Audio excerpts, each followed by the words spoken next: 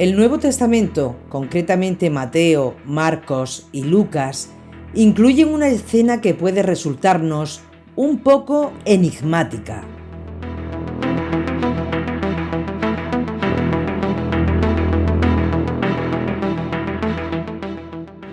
En estos relatos, Yeshua subió a una montaña junto a 3 de sus discípulos, y cuando estaba orando, transformó su apariencia ante ellos.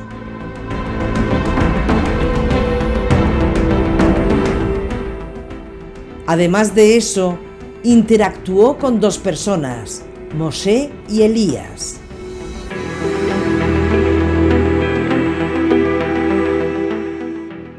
Una nube cubrió la montaña y una voz habló desde la nube. Después, todo volvió a la normalidad.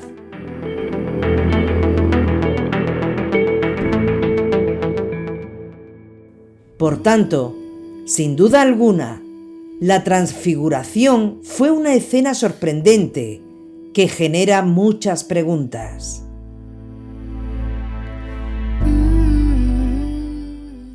¿Cuál es el significado e importancia de la transfiguración de Yeshua?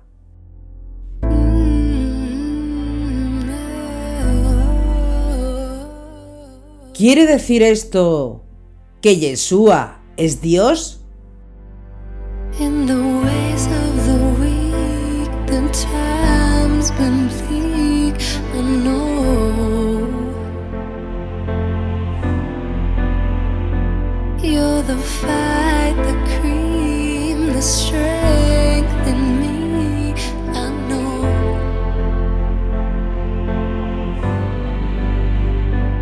And you're driving me crazy.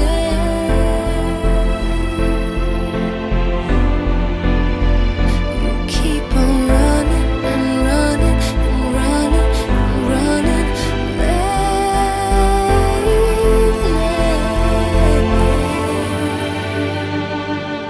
Slow down, you go too fast now. I'm telling slow down, I can't keep up now. Your heart is shrinking faster, and baby, there's no laughter coming out of your mouth, out of your soul, out of your soul. Segunda temporada. Los secretos de Yeshua, capítulo 21. La transfiguración de Yeshua. Impatient, sweet lover.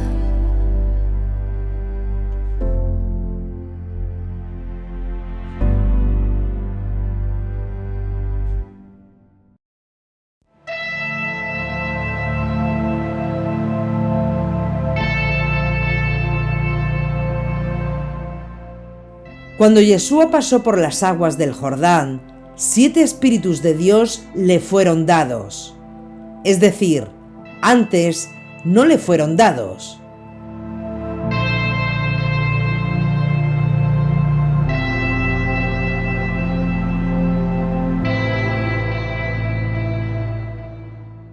En la escritura hebrea, el Tanaj, se encuentran versículos que hablan sobre los 7 espíritus de Elohim, como por ejemplo en el libro de Zacarías, ante los cuales nos preguntamos: ¿tendría sentido pensar que en Dios, Yuhei Bajei, moran 7 personas espirituales?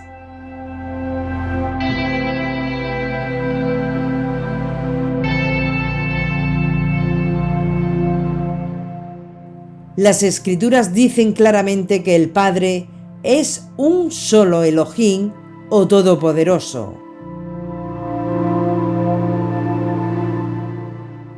Es un ser espiritual por naturaleza y de él emana su poder que conocemos como el Ruach HaKodesh, el Espíritu Santo.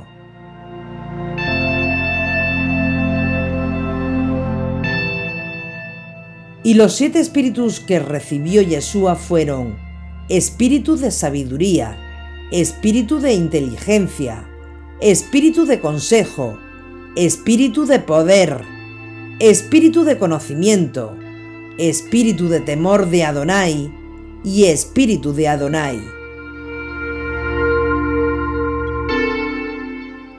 Yeshua recibió poder de lo alto, como lo profetizó el profeta Isaías. Saldrá un vástago del tronco de Jesé y un retoño de sus raíces brotará. Reposará sobre él el espíritu de Adonai, espíritu de sabiduría e inteligencia, espíritu de consejo y fortaleza, espíritu de ciencia y temor de Adonai. Isaías 11, 1, 2.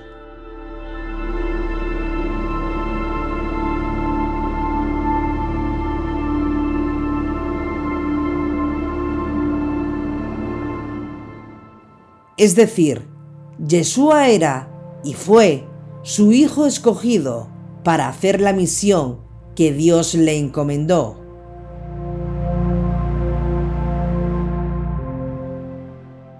Sucedió que cuando todo el pueblo estaba bautizándose, bautizado también Yeshua y puesto en oración, se abrió el cielo y bajó sobre él el Espíritu Santo en forma corporal, como una paloma, y vino una voz del cielo: «Tú eres mi hijo, yo hoy te he engendrado». Lucas 3, 21-22.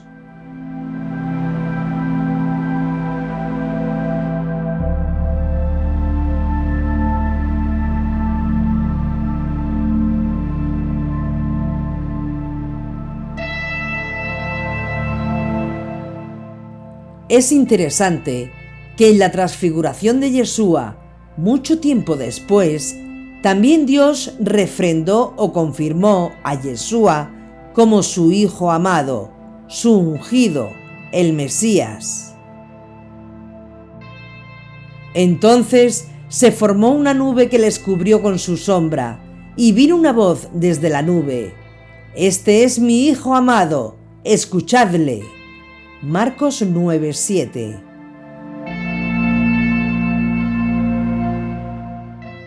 Pero para comprender correctamente este pasaje de la transfiguración, vamos a verlo desde el principio.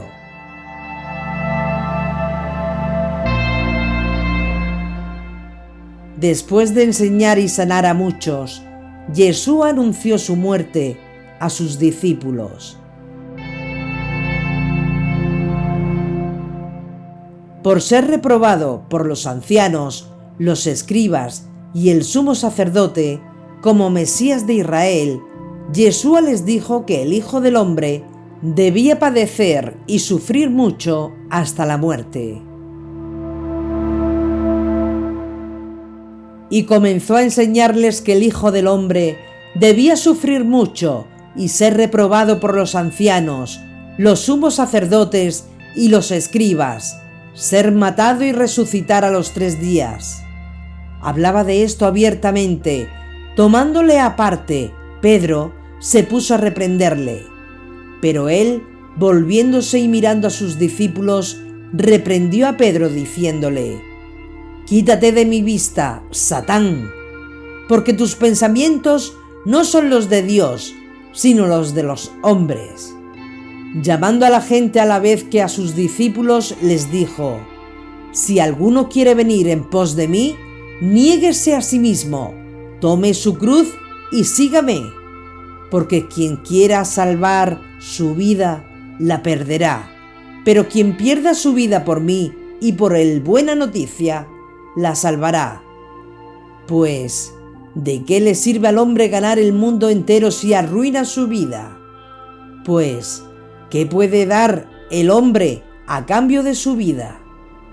Porque quien se avergüence de mí y de mis palabras en esta generación adúltera y pecadora, también el Hijo del Hombre se avergonzará de él cuando venga en la gloria de su Padre con los santos ángeles».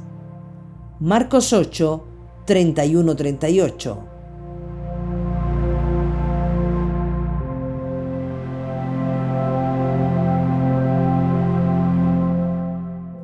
Les decía también: Yo os aseguro que entre los aquí presentes hay algunos que no gustarán la muerte hasta que vean venir con poder el reino de Dios. 6 días después, toma Yeshua consigo a Pedro, Santiago y Juan, y los lleva a ellos solos, aparte, a un monte alto, y se transfiguró delante de ellos, y sus vestidos se volvieron resplandecientes, muy blancos, tanto que ningún batanero en la tierra sería capaz de blanquearlos de ese modo. Se les aparecieron Elías y Moisés, y conversaban con Yeshua. Toma la palabra Pedro y dice a Yeshua: Rabí, bueno es estarnos aquí. Vamos a hacer 3 tiendas, una para ti, otra para Moisés y otra para Elías. Pues no sabía qué responder, ya que estaban atemorizados. Entonces se formó una nube que les cubrió con su sombra, y vino una voz desde la nube: Este es mi Hijo amado, escuchadle. Y de pronto, mirando en derredor, ya no vieron a nadie más que a Yeshua solo con ellos. Y cuando bajaban del monte, les ordenó que a nadie contasen lo que habían visto hasta que el Hijo del Hombre resucitara de entre los muertos. Ellos observaron esta recomendación, discutiendo entre sí qué era eso de resucitar de entre los muertos.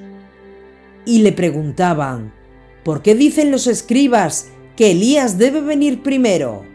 Él les contestó: Elías vendrá primero y restablecerá todo. Mas, ¿cómo está escrito del Hijo del Hombre que sufrirá mucho y que será despreciado? Pues bien, yo os digo, Elías ha venido ya, y han hecho con él cuanto han querido, según estaba escrito de él. Marcos 9, 1-13.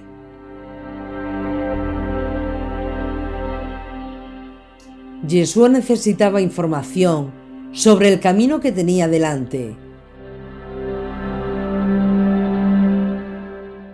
Aquella generación no había prestado atención a las advertencias que él y Juan el Bautista habían ofrecido.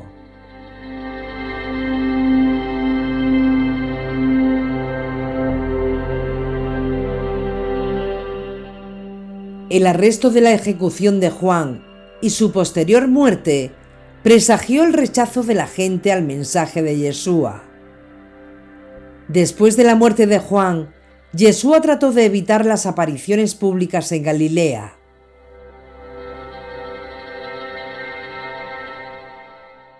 Llevó a sus discípulos a Fenicia, Decápolis y Batanea, todo fuera del alcance de Herodes Antipas.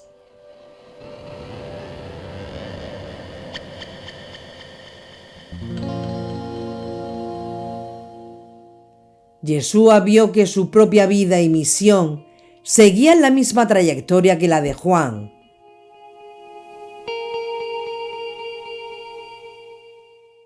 Sabía que la cosa, fuera lo que fuera, debía tener lugar en la ciudad santa de Jerusalén. No sabía cuándo, ni cómo, ni qué curso debía tomar.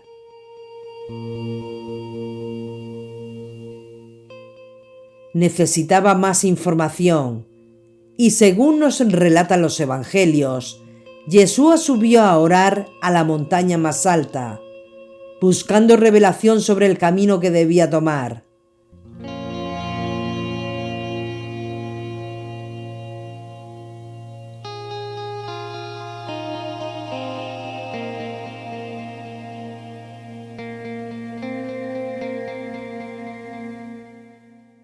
Fue en ese momento cuando ocurrió la transfiguración.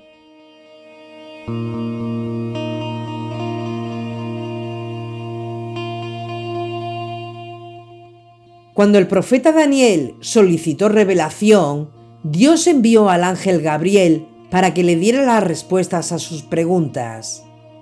En el caso del maestro, Dios no envió un ángel para entregar el mensaje. Dios envió solo a sus dos mensajeros más confiables y leales para entregar el mensaje a Yeshua, Moisés y Elías.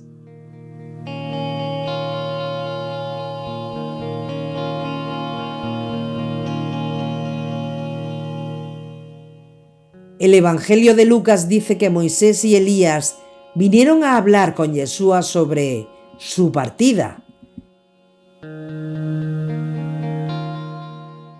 Y he aquí que conversaban con él dos hombres, que eran Moisés y Elías, los cuales aparecían en gloria, y hablaban de su partida, que iba a cumplir en Jerusalén. Lucas 9, 30-31.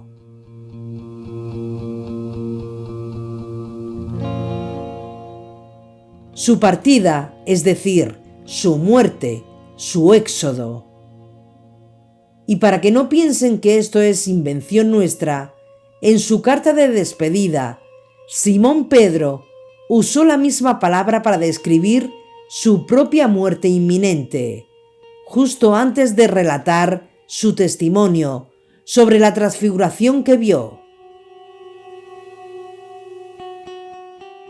Sabiendo que pronto tendré que dejar mi tienda, según me lo ha manifestado nuestro Señor, Yeshua HaMashiach, pero pondré empeño en que en todo momento, después de mi partida, podáis recordar estas cosas. Segunda de Pedro 1, 14-15. Después de mi partida quiere decir después de mi muerte. Y continúa: os hemos dado a conocer el poder y la venida de nuestro Señor Yeshua HaMashiach, no siguiendo fábulas ingeniosas, sino después de haber visto con nuestros propios ojos su majestad, porque recibió de Dios Padre honor y gloria, cuando la sublime gloria le dirigió esta voz: este es mi Hijo muy amado, en quien me complazco. Nosotros mismos escuchamos esta voz, venida del cielo, estando con él en el Monte Santo.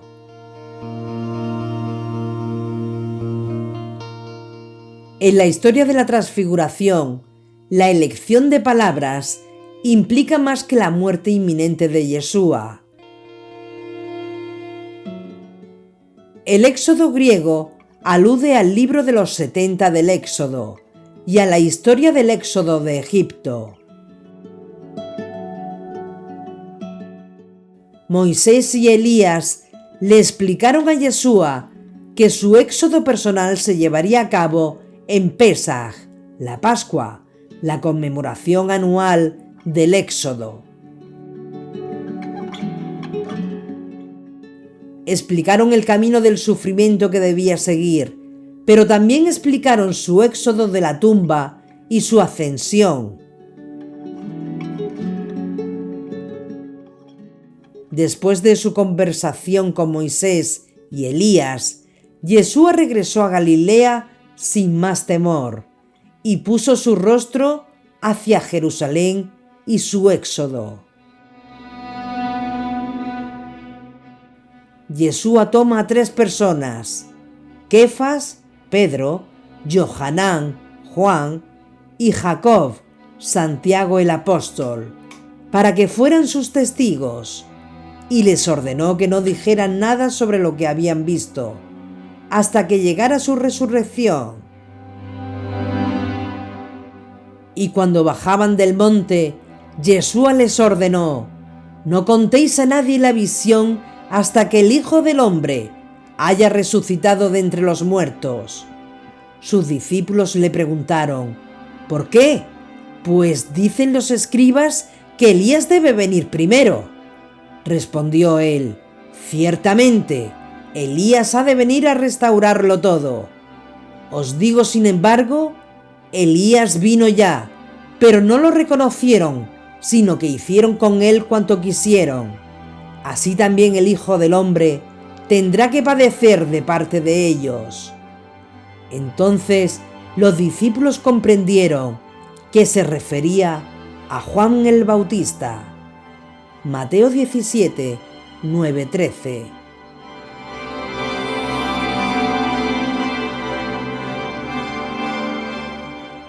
Hubo algo adicional que los apóstoles aprendieron, y fue el por qué había 3 personas en la transfiguración. Moisés es el que trajo la Torá, donde están las predicciones sobre el Mesías. Elías es la unión entre la Torá y las promesas de la Buena Nueva. Y Yeshua es el Mesías prometido en el Tanaj.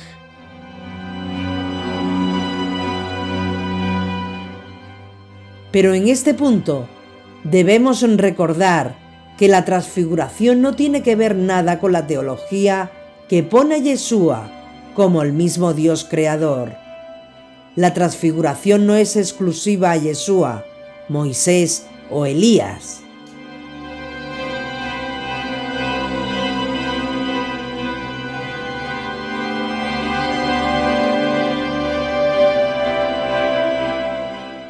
Todos los escogidos vestirán con las ropas de la transfiguración.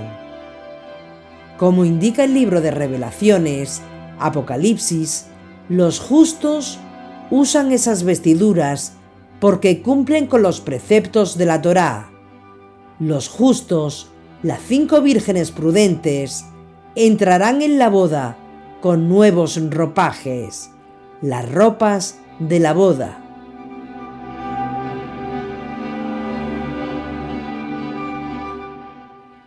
Alegrémonos y regocijémonos y démosle gloria, porque han llegado las bodas del Cordero, y su esposa se ha engalanado, y se le ha concedido vestirse de lino deslumbrante de blancura.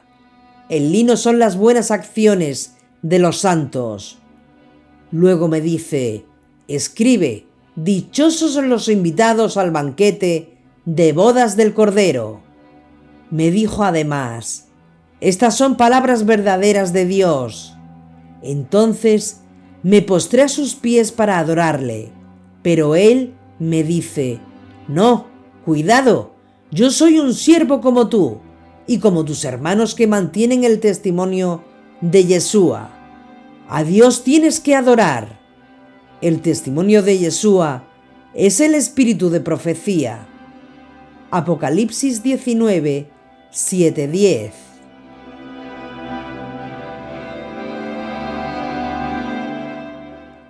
La transfiguración de Yeshua fue hecha para reforzar la asombrosa fe de los apóstoles y prepararlos para lo que iba a suceder después. Pero, ¿por qué Pedro, movido por el Espíritu Santo, vino a decir: Rabí, bueno es estarnos aquí? Vamos a hacer 3 tiendas, una para ti, otra para Moisés y otra para Elías? Pues no sabía qué responder, ya que estaban atemorizados.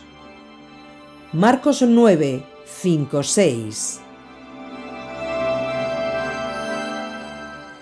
¿Cuál es la conexión entre la transfiguración de Yeshua, que está conectado con Pesaj, la Pascua, y Sukkot, la fiesta de las cabañas?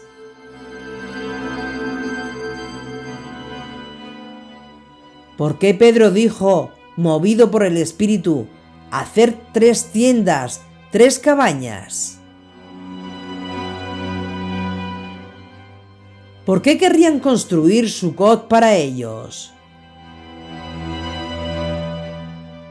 ¿Qué haría que estos discípulos sintieron la urgencia de construir Sukkot? Para entender, primero debemos echar un vistazo a las otras ocasiones en las Escrituras, donde se construyeron Sukkot y por qué.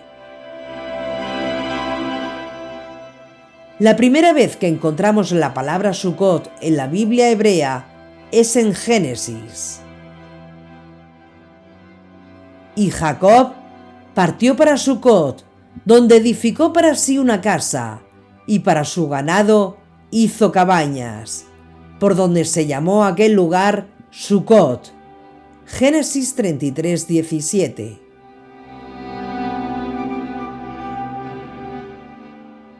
El contexto es que Jacob estaba en camino de regreso a la tierra prometida después de su tiempo como sirviente con Labán. Jacob se encontró con su hermano Esaú, quien en un momento quiso matarlo, porque Jacob engañó a Isaac y robó la bendición de la primogenitura de Esaú. Pero cuando Jacob llega en contra de sus temores, Esaú lo saluda con paz. Entonces, ¿qué hizo Jacob? Construyó una Sucot, una cabaña. Este patrón de construcción de una Sucot, cuando Israel, Jacob, es liberado de la esclavitud de Labán, se dio como un mandato al pueblo de Israel por Moisés. Después, el significado de la fiesta de Sucot se cumplió en plenitud con Yeshua. Y por eso es que en Juan 1:14 dice: «Y la palabra se hizo carne y puso su morada entre nosotros, y hemos contemplado su gloria, gloria que recibe del Padre como Hijo único, lleno de gracia y de verdad». Cuando dice «y habitó Sucá entre nosotros», está conectado a Yeshua con la Sucá, nuestro refugio, nuestra morada.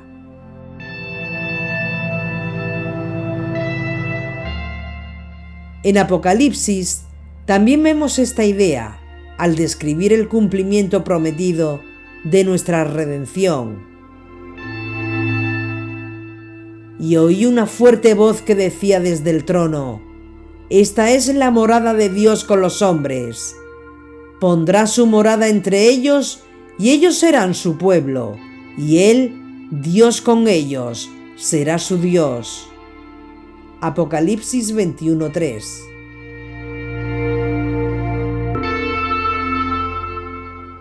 El precepto de habitar 7 días en cabañas, Sucot, le fue dado a Moisés en el desierto. «Durante 7 días habitaréis en cabañas. Todos los naturales de Israel morarán en cabañas, para que sepan vuestros descendientes que yo hice habitar en cabañas a los israelitas cuando los saqué de la tierra de Egipto. Yo, Adonai, vuestro Dios». Levítico 23, 42-43.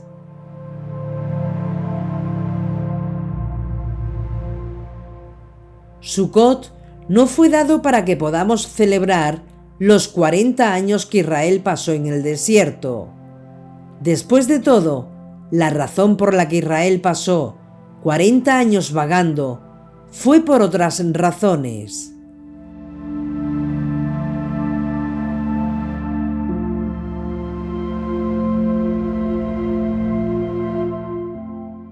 Se nos ordena guardar esta fiesta viviendo en Sucot, en cabaña, en una morada, porque vivir en Sucot es lo que hacen los hijos de Dios cuando reconocen que Dios ha cumplido sus promesas.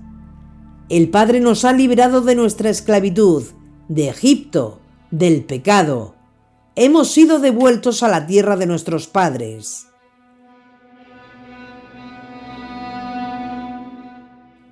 Vivir hoy en día en Sucot, en la fiesta de los tabernáculos, es nuestra forma de pasar 7 días viviendo en el futuro.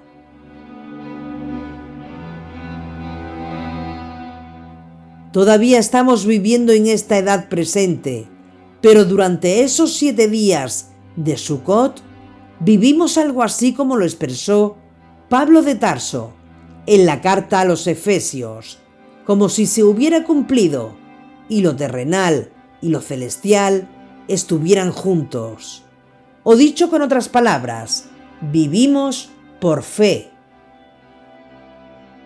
La fe es garantía de lo que se espera, la prueba de las realidades que no se ven. Por ella fueron alabados nuestros mayores. Por la fe sabemos que el universo fue formado por la palabra de Dios, de manera que lo que se ve resultase de lo que no aparece. Hebreos 11, 1-3.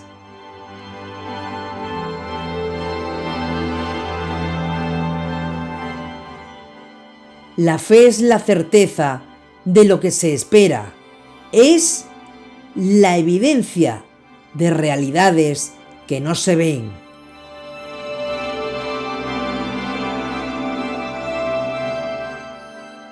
La transfiguración de Yeshua también nos conecta con el signo de la mano leprosa de Moisés, cuando Dios le dijo a Moshe que pusiera su mano leprosa en su pecho para sanarla. Cuando lo hizo, quedó blanca como la nieve. Y añadió Adonai: mete tu mano en el pecho. Metió él la mano en su pecho y cuando la volvió a sacar, estaba cubierta de lepra, blanca como la nieve. Éxodo 4:6.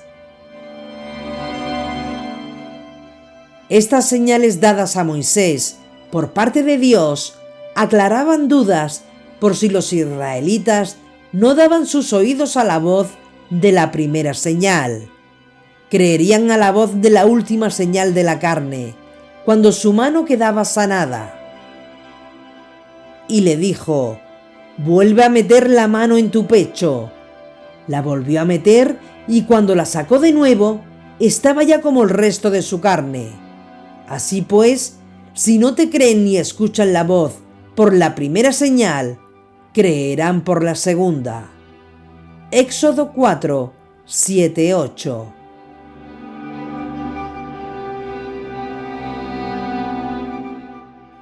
También vemos que es la misma referencia que al maná, siendo que se dice que la casa de Israel le nombró maná, teniendo características propias de una carne especial, referencia al cuerpo nuevo que tendremos en el reino de Dios, en la boda, en el Shabbat profético, el cuerpo del Mesías.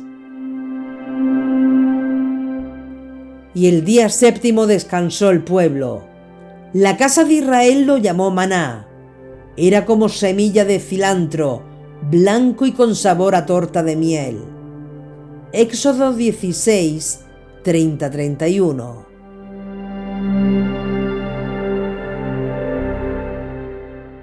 Todo son símbolos de la vestidura de luz, la misma que se encuentra en Mateo 17:2 y 28:3, cuando se habla de la transfiguración diciendo que el rostro de Yeshua resplandecía como el sol y sus vestiduras se volvieron blancas como la luz, siendo que su vestidura era blanca como la nieve. Y se transfiguró delante de ellos, su rostro se puso brillante como el sol, y sus vestidos se volvieron blancos como la luz. Mateo 17:2. Pasado el sábado, al alborear el primer día de la semana, María Magdalena y la otra María fueron a ver el sepulcro.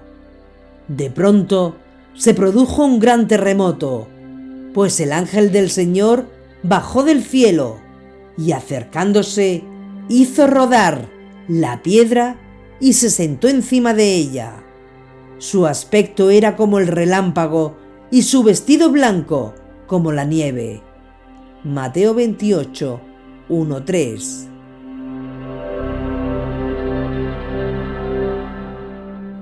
También es interesante ver cómo la transfiguración de Yeshua nos mostró cómo debió ser lo que experimentó Moisés, porque cuando se dice que Moshe se cubrió de una nube, está dando cuenta de la vestidura divina que mostró el mismo Yeshua. Y subió Moisés al monte, la nube cubrió el monte, la gloria de Adonai descansó sobre el monte Sinaí, y la nube lo cubrió por 6 días. Al séptimo día, llamó Adonai a Moisés de en medio de la nube. Éxodo 24, 15, 16.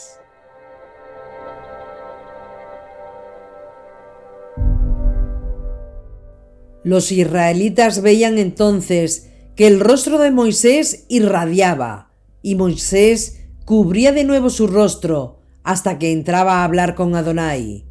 Éxodo 34-35.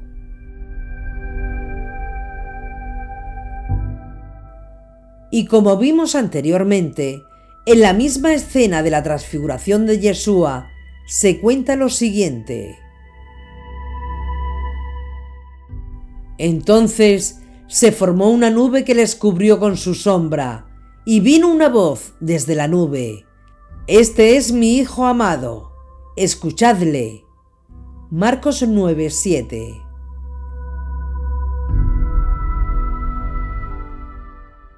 Siendo el mismo tipo de nube que vemos en Éxodo, que cubrió a Mosé y que le permitió estar ante la presencia de Dios.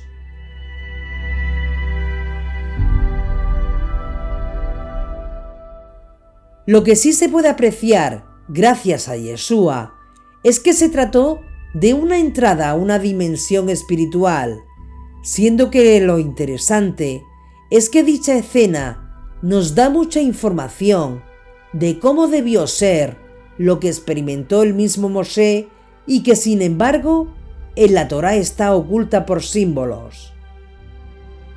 Luego bajó Moisés del monte Sinaí, y cuando bajó del monte con las 2 tablas del testimonio en su mano, no sabía que la piel de su rostro se había vuelto radiante por haber hablado con él. Aarón y todos los israelitas miraron a Moisés, y al ver que la piel de su rostro irradiaba, temían acercarse a él. Moisés los llamó. Aarón y todos los jefes de la comunidad se volvieron a él, y Moisés habló con ellos. Se acercaron a continuación todos los israelitas, y él les conminó cuanto Adonai le había dicho en el monte Sinaí. Cuando Moisés acabó de hablar con ellos, se puso un velo sobre el rostro. Siempre que Moisés se presentaba delante de Adonai para hablar con él, se quitaba el velo hasta que salía, y al salir decía a los israelitas lo que Adonai había ordenado. Los israelitas veían entonces que el rostro de Moisés irradiaba, y Moisés cubría de nuevo su rostro hasta que entraba a hablar con Adonai. Éxodo 34, 29-35.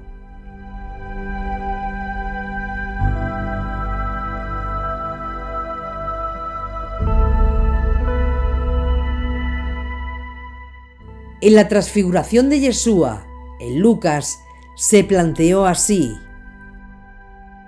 y sucedió que, mientras oraba, el aspecto de su rostro se mudó, y sus vestidos eran de una blancura fulgurante. Lucas 9:29.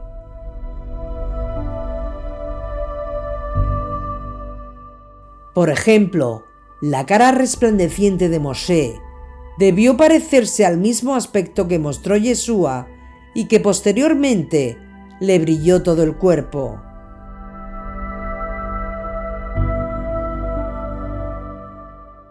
Por su parte, la aparición de Mosé y Elías transformados en Elohim, seres espirituales en unidad con Dios, también atestigua cómo aparentaban las personas que experimentaron estas visiones en la antigüedad.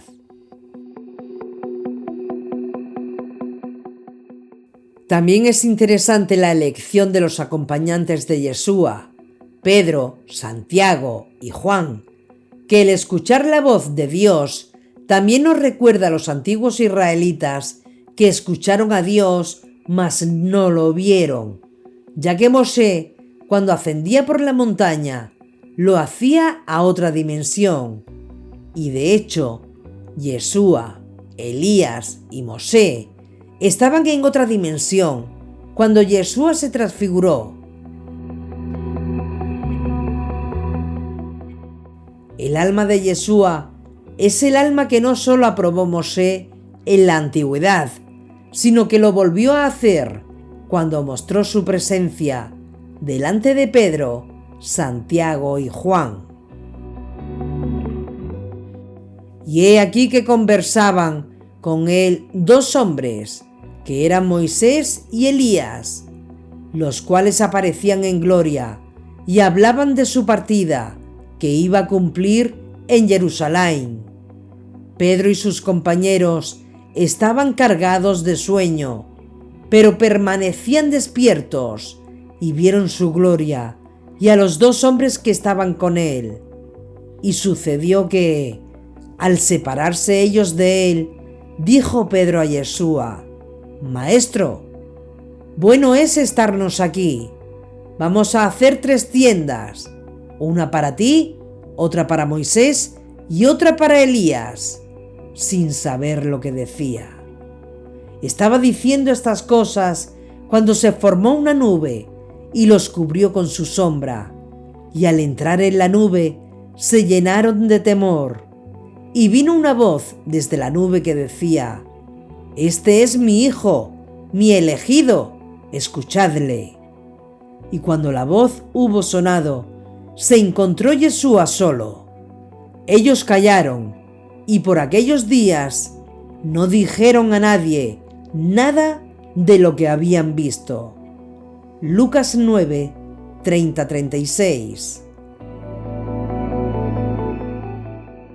Por lenguaje no verbal se denota que la figura de Yeshua era la central y por la cual tanto Elías como Mosé conversaban sobre su inminente salida, es decir, su muerte y resurrección, que tendría lugar en Jerusalén. Cuando Pedro, ante dicho cambio de estado, le dice a Yeshua: Maestro, bueno es estarnos aquí. Vamos a hacer 3 tiendas, una para ti, otra para Moisés y otra para Elías. Ese, Maestro, bueno es estarnos aquí, o qué bien que estamos aquí, de Pedro, da cuenta de una sensación de calidez que solo se experimentó gracias a dichos seres espirituales, siendo esto como un cambio de estado, en donde sensaciones como la calidez se expande por el espacio mismo, la materia. Y a diferencia de nuestra experiencia cotidiana, en donde la calidez se siente adentro, en dicha experiencia espiritual, la calidez se expande en el espacio mismo.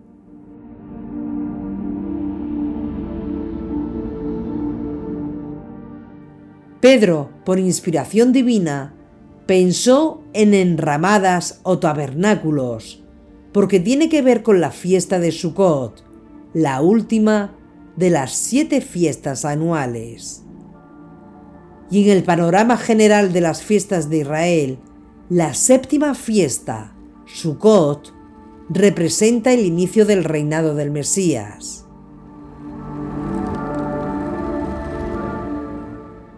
Por esta razón, inspirado por Ruach, Pedro, de inmediato, conectó con el reino y supuso que ya había comenzado.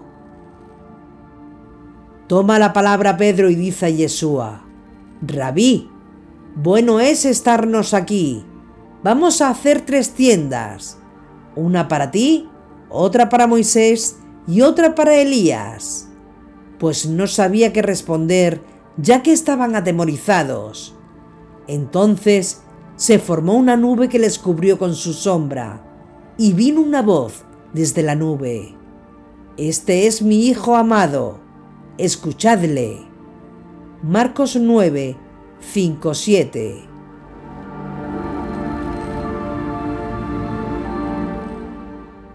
El hecho de que el Padre en los cielos haya dicho en el momento justo de la transfiguración de Yeshua: Este es mi Hijo amado, a él oíd, son contundentes para todo aquel que dice creer en Yeshua. Son contundentes para todo aquel que dice creer en Yeshua al comprender la potestad de las palabras del Padre. Este es mi Hijo amado, a él oíd.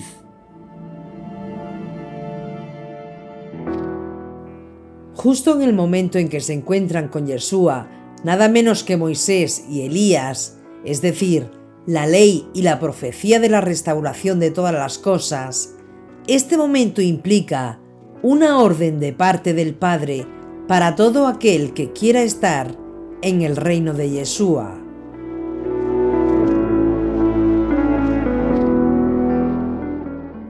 Esa orden es oír a Yeshua en cuanto a la ley y en cuanto a la forma en que serán restauradas todas las cosas, pues en Yeshua el Padre tiene complacencia.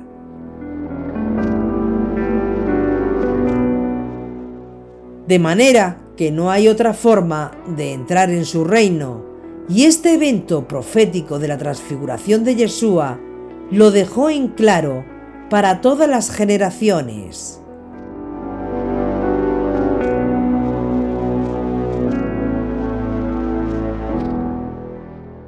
Por tanto, en términos proféticos, la visión de Elías junto a Yeshua en el momento de la transfiguración implicó que es a través de Yeshua que en los tiempos del fin se cumplirá la profecía del espíritu de Elías, que vemos en Malaquías 4. Es decir, que la revelación de Yeshua hará posible que las generaciones de la descendencia de Abraham se reconcilien con los padres, que son Abraham, Isaac y Jacob. Y el vínculo divino para que esto suceda es Yeshua. La transfiguración vino a manifestar el vínculo perfecto para entrar al reino. Elías representa a los profetas y en ese sentido una reconciliación. Y por otro lado, Moshe, que representa la Torá, la ley, es el complemento de la reconciliación. Es decir, tú regresas al Padre a través del Hijo, Yeshua. Pero esa reconciliación solo puede llevarse a cabo por medio de su ley, de la Torá. De manera que en esta reconciliación vemos el cumplimiento perfecto de la profecía de Malaquías.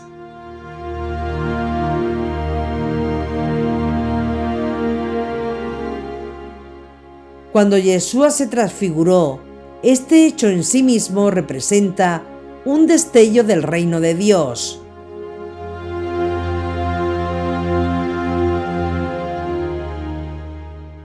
Asimismo, al aparecer Moisés y Elías a su lado, esto representa por un lado la ley, que es precisamente lo que representa al gobierno del Mesías. Y en el caso de Elías, que además de representar a los profetas, representa la restauración de todas las cosas conforme a la profecía. Acordaos de la ley de Moisés mi siervo, que le prescribí en Joreb para todo Israel, con sus ordenanzas y preceptos.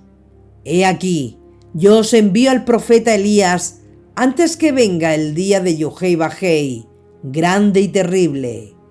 Él hará volver el corazón de los padres a los hijos, y el corazón de los hijos a los padres, no sea que yo venga y tenga que consagrar la tierra al exterminio. Malaquías 4:6.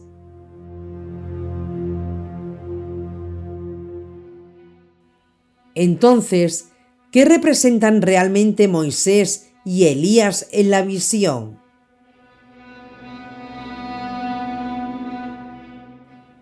Como dijimos, representan la ley, la Torá, y los profetas. Moisés y Elías representaron todo lo que se había profetizado acerca de Yeshua, sus sufrimientos y luego su gloria y reino venideros en la tierra.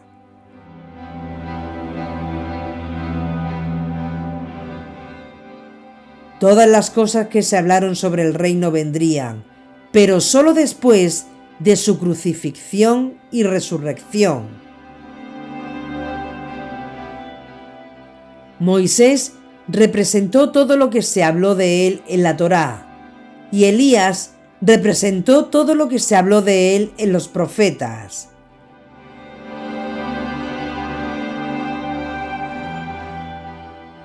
Por tanto, todo lo que la Torá y los profetas dijeron acerca de él estaba a punto de suceder y cumplirse. En 1 de Pedro 1:10 al 12 leemos: Sobre esta salvación investigaron e indagaron los profetas, que profetizaron sobre la gracia destinada a vosotros, procurando descubrir a qué tiempo y a qué circunstancias se refería el Espíritu de Mesías que estaba en ellos, cuando les predecía los sufrimientos destinados a Mesías y las glorias que les seguirían. Le fue revelado que no administraban en beneficio propio, sino en favor vuestro, este mensaje que ahora os anuncian quienes os predican la buena noticia, en el Espíritu Santo enviado desde el cielo, mensaje que los ángeles ansían contemplar. 1 de Pedro 1, 10, 12.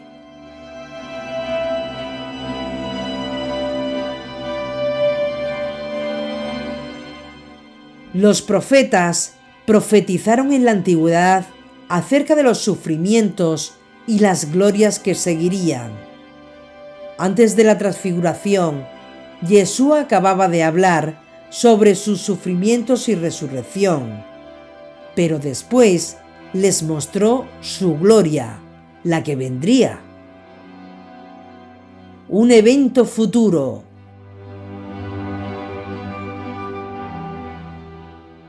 Moisés y Elías hablaron con Yeshua, como vemos en el Evangelio de Lucas, de su muerte y que sería en Jerusalén.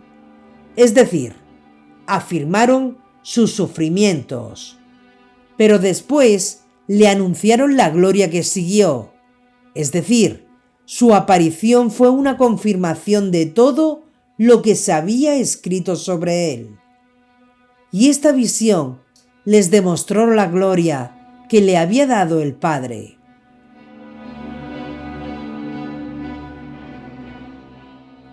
Por tanto, Pedro, como leemos en 2 de Pedro 1:16-21, afirmó el hecho de que fueron testigos presenciales de su venida en su poder y gloria. ¿Cuándo? Cuando vieron esa visión y oyeron la voz del cielo en el Monte Santo. Os hemos dado a conocer el poder y la venida de nuestro Señor Yeshua Hamashiach, no siguiendo fábulas ingeniosas, sino después de haber visto con nuestros propios ojos su majestad, porque recibió de Dios Padre honor y gloria cuando la sublime gloria le dirigió esta voz: Este es mi Hijo, muy amado en quien me complazco. Nosotros mismos escuchamos esta voz, venida del cielo, estando con él en el Monte Santo. Y así se nos hace más firme la palabra de los profetas, a la cual hacéis bien en prestar atención, como a lámpara que luce en lugar oscuro, hasta que despunte el día y se levante en vuestros corazones el lucero de la mañana. Pero ante todo, tened presente que ninguna profecía de la Escritura puede interpretarse por cuenta propia, porque nunca profecía alguna ha venido por voluntad humana, sino que en hombres movidos por el Espíritu Santo han hablado de parte de Dios. 2 de Pedro 1, 16, 21.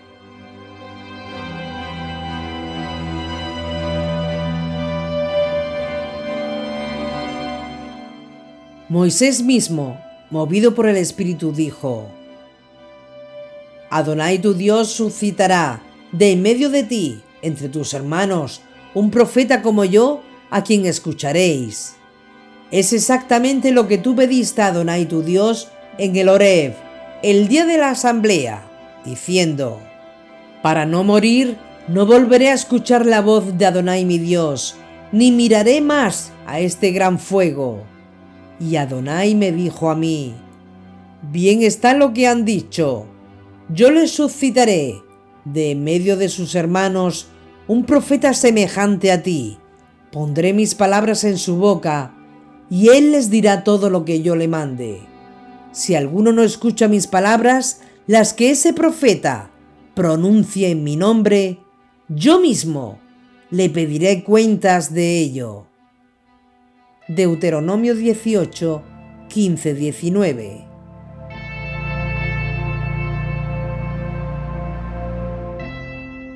Es decir, dijo: a ese profeta, como yo, oídle, porque si no lo hacéis, Dios mismo te pedirá cuentas de ello.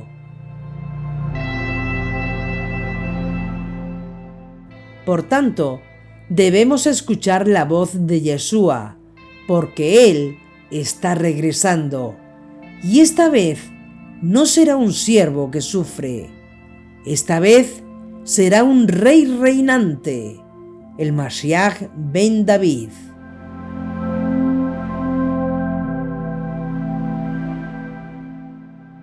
Y a aquellos que ya han tenido un vislumbre del futuro, nos han dado una palabra profética segura.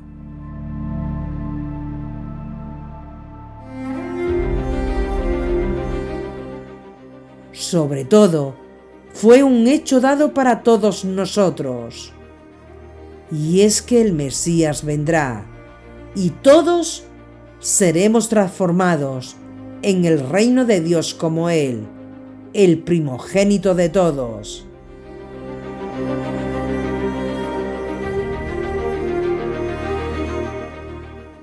Y cuando seamos como Yeshua, podremos estar con el Creador del universo.